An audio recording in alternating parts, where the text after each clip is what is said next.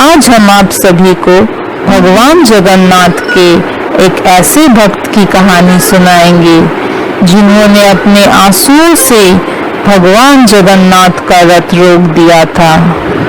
आज भी उनकी याद में भगवान जगन्नाथ का रथ हर साल उनकी मजार पर थोड़ी देर के लिए रुकता है।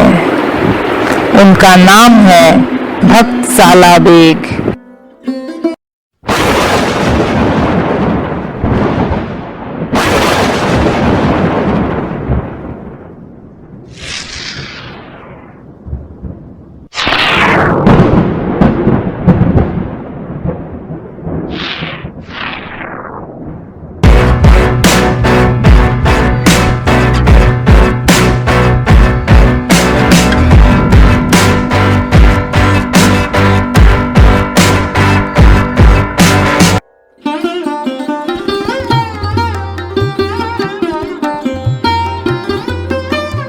यह कहानी उस समय की है जब भारत में मुगल साम्राज्य चल रहा था और औरंगजेब शासन कर रहे थे।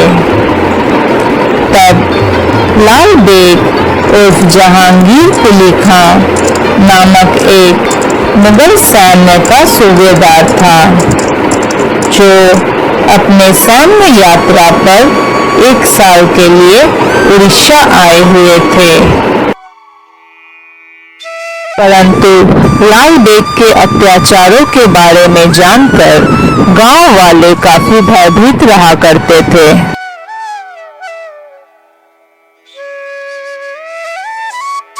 एक दिन सैन्य यात्रा के दौरान लाल बेग दंडमुकुंदपुर नामक एक गांव से गुजर रहे थे।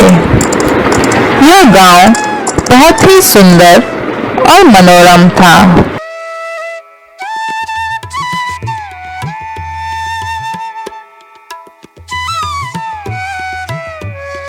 तभी अचानक उनकी नजर तालाब किनारे नहाती हुई एक ब्राह्मण सुंदर युवा विधवा पर पड़ी, जिनका नाम ललिता था, और वह उनके मन को भा गई।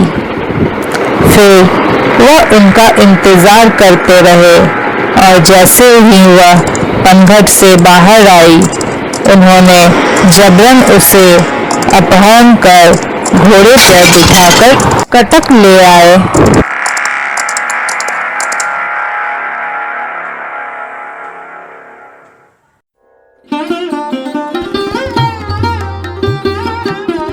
और फिर लाल बेग ने ललिता से निकाह कर लिया और उनका धर्म परिवर्तन कर उनका नाम फातिमा बीवी रख दिया।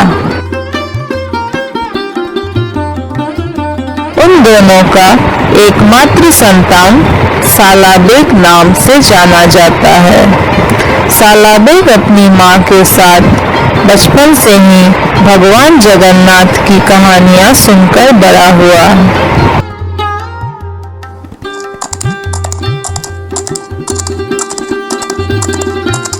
सालाबेग भी अपने पिता की तरह ही युद्ध शैली में काफी कुशल था। वह बचपन से ही युद्ध शैली की तालीम ले रहा था। धीरे धीरे समय बीतता गया और लाल बेग बूढ़े होते गए। एक बार एक युद्ध छिड़ा और उस युद्ध में लाल बेग अपनी सेना को लेकर लड़ने के लिए चले गए।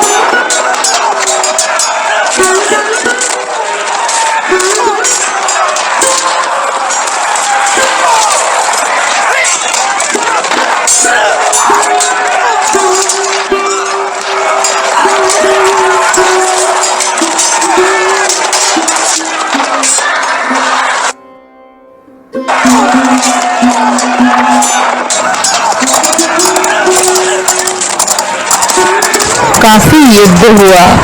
दोनों तरफ से काफी तलवारबाजी हुई, काफी गोले बम चलाए गए और दुर्भाग्यवश उस युद्ध में लाल बेग की मौत हो गई।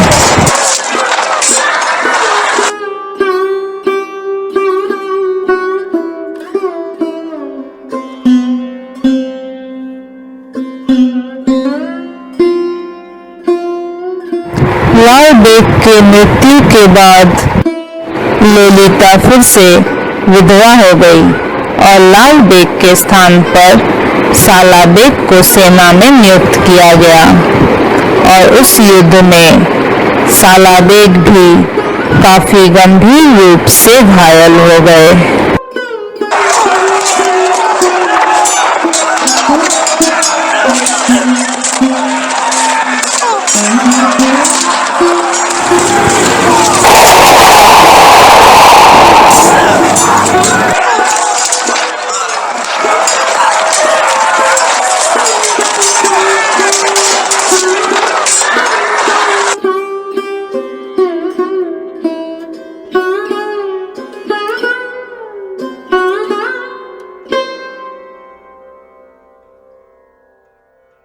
युद्ध में घायल साला बेग अपनी जिंदगी से संघर्ष कर रहे थे। उनकी चोटों की पीड़ा उन्हें और भी ज्यादा विचलित कर रही थी।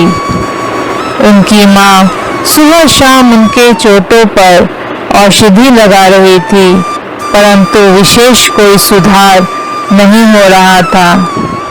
तब उनकी माँ, जो कि एक बहुत ही बड़ी कृष्ण और जगन्नाथ भक्त है, साला बेग को श्री जगन्नाथ की कथाएं सुनाने लगी। श्री जगन्नाथ की कथाओं में इतनी शक्ति थी कि धीरे धीरे साला बेग को उनकी चोटों की पीड़ा महसूस होना बंद हो गया और वे श्री जगन्नाथ की कथाओं में खो गए।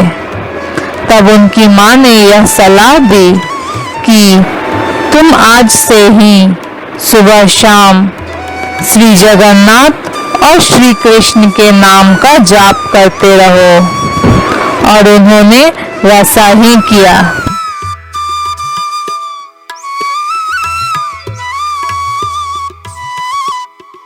धीरे धीरे समय बीतता गया। साला बेग पूरे समर्पण के साथ श्री जगन्नाथ को याद करते थे। तभी एक रात एक चमत्कार हुआ। श्री जगन्नाथ जी की कृपा से धीरे धीरे उनके सारे घाव भर गए और वे पूरी तरह से ठीक हो गए। अगली सुबह जब उनकी आंख खुली तो उन्होंने देखा कि वह पूरी तरह से ठीक हो चुके हैं और यह देख उन्हें बहुत आश्चर्य हुआ और उनकी श्री जगन्नाथ से मिलने की इच्छा और भी ज्यादा दृढ़ हो गई और तभी उन्होंने यह फैसला किया कि वे श्री जगन्नाथ जी से मिलने पुरी के लिए निकलेंगे।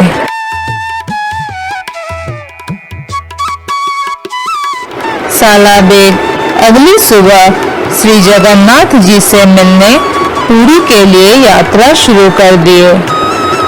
पुरी में श्री जगन्नाथ जी की एक भव्य श्री मंदिर है जहां श्री जगन्नाथ जी विराजते हैं। साला बेग मन ही मन बहुत ही खुश हो रहा था कि आज श्री जगन्नाथ जी के साक्षात दर्शन मिलेंगे, परंतु जैसे ही वह श्री जगन्नाथ मंदिर के मुख्य द्वार यानी सिंह द्वार पर पहुंचे तभी उनका मार्ग रोक दिया गया और उन्हें श्री जगन्नाथ मंदिर में प्रवेश करने से मना कर दिया गया क्योंकि वह जन्म से मुसलमान थे और श्री जगन्नाथ मंदिर में हिंदू धर्म के अलावा किसी भी धर्म के लोगों को प्रवेश की मनाही है।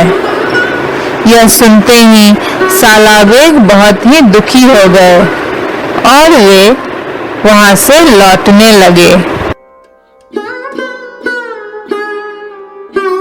जब सालाबेग दुखी मन से श्री मंदिर से लौट रहे थे, तब रास्ते में उनकी मुलाकात एक पुजारी से हुई, जिन्होंने सालाबेग से उनके दुख का कारण पूछा। उनके दुख का कारण जानने के बाद पुजारी ने उन्हें यह सलाह दी कि वे वृंदावन जाकर श्री कृष्ण की भक्ति करें। उनकी यह बात सुनकर सालाबेग वृंदावन की यात्रा शुरू कर दिए। पुरी से वृंदावन की पूरी यात्रा सालाबेग पैदल ही तय किए। इस यात्रा के दौरान वह भगवान की स्तुति गाते हुए चलते थे।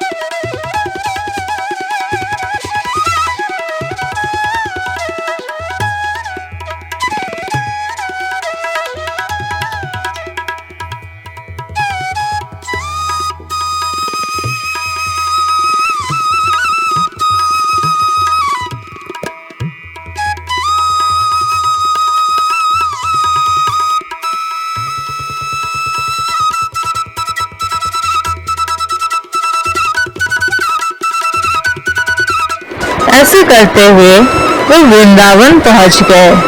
वृंदावन में उन्होंने धर्म का अध्ययन किया और श्री कृष्ण के बारे में और भी विस्तृत जानकारी ली।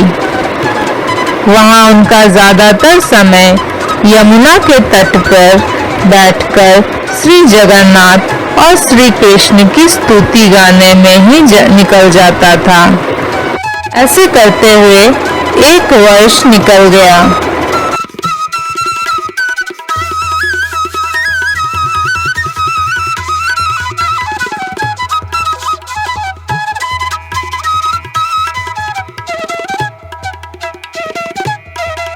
एक दिन जब सालाबेग एक वृक्ष के नीचे बैठ करके भगवान की स्तुति गा रहे थे, तभी एक साधु उनसे मिलने पहुंचे।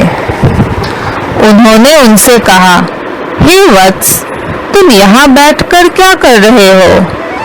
तुम्हें तो अभी पुरी में होना चाहिए, क्योंकि कुछ ही दिनों में भगवान जगन्नाथ का रथ निकलने वाला है।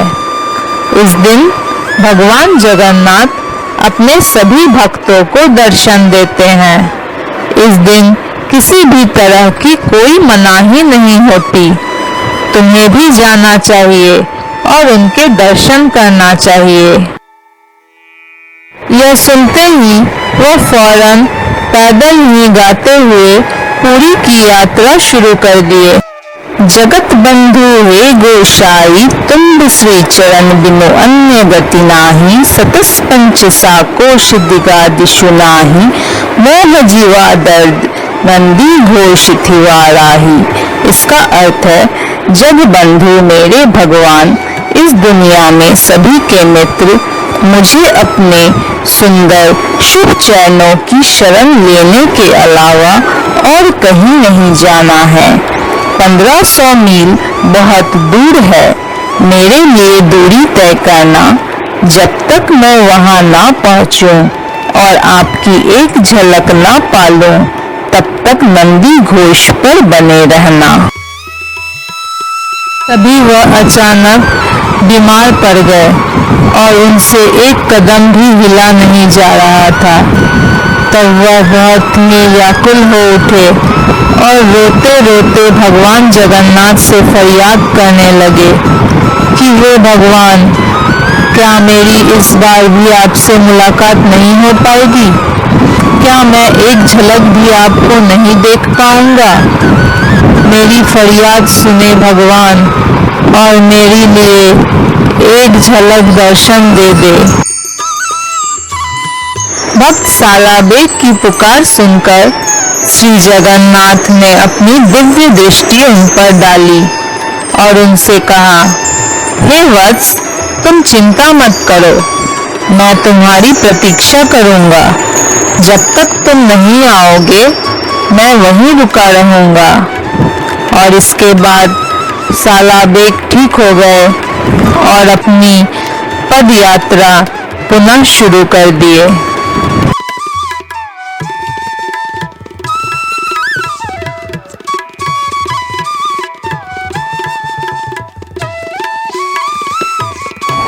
उधर तीनों रथ, तालध्वज, दर्प दलान और नंदी घोष रथ यात्रा के लिए श्री मंदिर के सामने तैयार हो चुके हैं।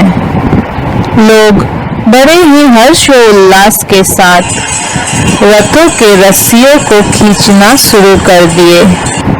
भक्तजन नाचते गाते रथ यात्रा को आगे बढ़ा रहे थे।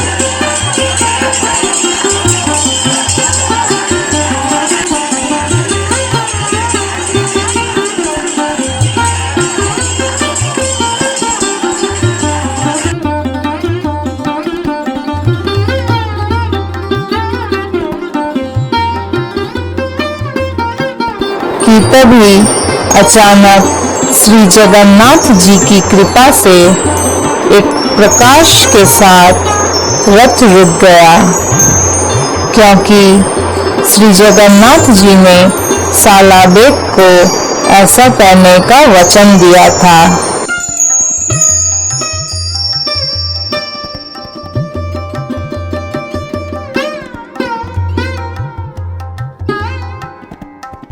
फिर क्या था, सभी भक्त आश्चर्यचकित हो गए और परेशान भी कि अचानक रथ रुक क्यों गया। सभी रथ चल रहे हैं, फिर सिर्फ नंदी घोष रथ ही क्यों रुका है? सभी अपने यथासंभव प्रयत्न कर रहे थे। कोई रथ की रस्सियों को खींच रहा था और कुछ तो रथ के पहिए को ठेल रहे थे, लेकिन कोई भी प्रयत्न काम नहीं आ रहा था। सभी अत्यंत परेशान थे और सभी किसी न किसी उपाय के बारे में सोच रहे थे। तभी किसी ने सुझाया कि क्यों न हाथियों को बुलाया जाए, उनकी ताकत हमसे काफी ज्यादा है, वे जरूर रथ को ठेलकर आगे बढ़ा देंगे।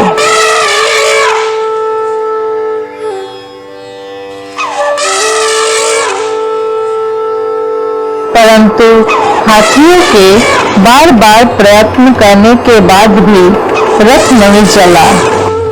यहाँ पर हम आपको बता दें कि उस जमाने में रथों को हाथियों द्वारा ही खींचा जाता था, परंतु आज ऐसा नहीं होता। पशु संरक्षण अधिनियम के तहत हाथियों का प्रयोग करना निषेध कर दिया गया है। इसके बाद राजा का दूत दौड़ता हुआ महल की ओर पहुंचा। वह दौड़ते दौड़ते राजा के पास पहुंचा और इस घटना की पूरी जानकारी विस्तृत रूप से राजा को दी। राजा यह घटना के बारे में सुनते ही काफी आश्चर्यचकित हो उठे और साथ ही काफी परेशान भी। वे सोचने लगे क्या मुझसे ही कोई त्रुटि हो गई है जो श्री जगन्नाथ जी मुझसे नाराज होकर रथ रोक दिए हैं? यह सोचते हुए वह महल छोड़कर रथ की ओर चल पड़े।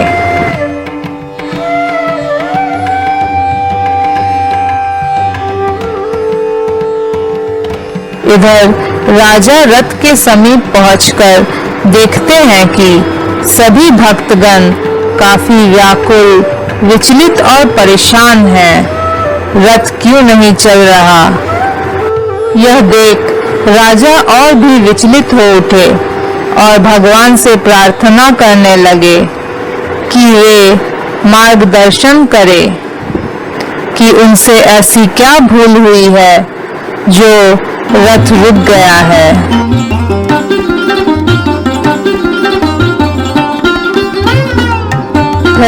सालाबेग भी अपने पैदल यात्रा से रथ की ओर पहुंच रहे थे। इधर पुरी के राजा और सभी पुजारी काफी चिंतित थे और पुरी के राजा भगवान जगन्नाथ से रथ यात्रा पुनः शुरू करने के लिए प्रार्थना करने लगे।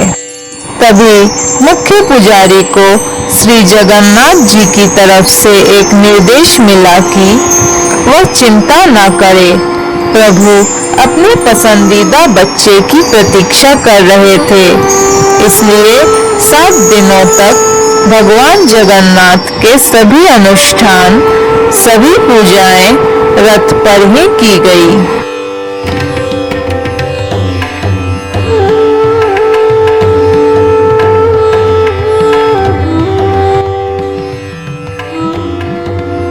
फिर मुख्य पुजारी पुरी के राजा के पास पहुंचे और श्री जगन्नाथ जी के निर्देश के बारे में जानकारी दिए।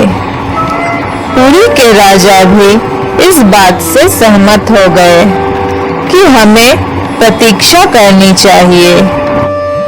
सालाबेग आखिर में आया। इस बार किसी ने उसे प्रभु के निकट जाने से नहीं रोका।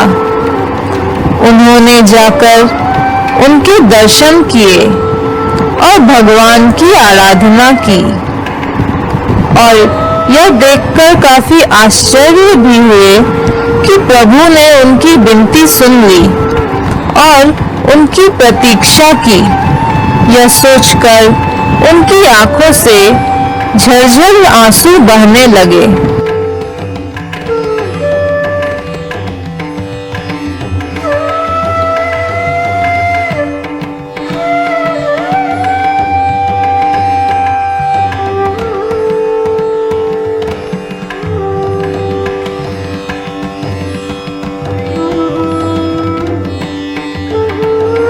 तभी राजा ने सालाबेग को रथ की रस्सी खींचने का निर्देश दिया और सालाबेग ने भी हामी भरते हुए रथ की रस्सी को खींचना शुरू कर दिया।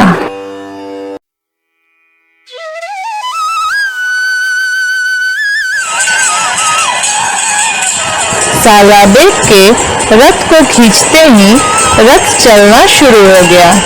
सभी भक्त काफी खुश हो गए और यह सोच कर काफी हैरान भी हुए कि सच्चे भक्त की फरियाद प्रभु श्री जगन्नाथ जरूर सुनते हैं। सालाबेग की भक्ति ऐसी थी कि उनके द्वारा लिखे गए भक्ति गीत आज भी गर्भगृह में सुबह की प्रार्थना के रूप में गाए जाते हैं। इसीलिए उन्हें भक्ति कवि सालाबेग कहा जाता है। और इसी तरह भगवान जगन्नाथ के दर्शन हेतु सालाबेग ने अपनी एक कुटिया उसी स्थान पर बनाया जहां से भगवान जगन्नाथ का रथ गुजरता था। हर साल रथ यात्रा के दौरान वह अपने कुटिया के बाहर खड़े रहते थे और जैसे ही भगवान जगन्नाथ का रथ उनकी कुटिया के समीप पहुंचता, वह रथ को रोककर भगवान जगन्नाथ के दर्शन करते थे।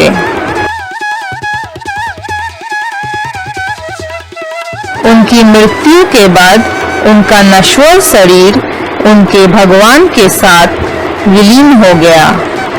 यह मजार या समाधि भगवान जगन्नाथ के सबसे बड़े भक्त सालाबेग की है, जो उसी स्थान पर बनाया गया जहां पर उनकी कुटिया थी। इसीलिए आज भी उनकी याद में भगवान जगन्नाथ का रथ उनकी मजार पर थोड़ी देर के लिए रुकता है और सभी भक्त उनके लिखे हुए गीतों को गाकर उन्हें याद करते हैं। अगर आप सभी को हमारा यह वीडियो पसंद आए तो प्लीज कमेंट में जय जगन्नाथ जरूर लिखें। अगर आपको हमारा वीडियो पसंद आए तो लाइक और शेयर कर दें और हमारे चैनल हिडन करेंट को सब्सक्राइब कर दें।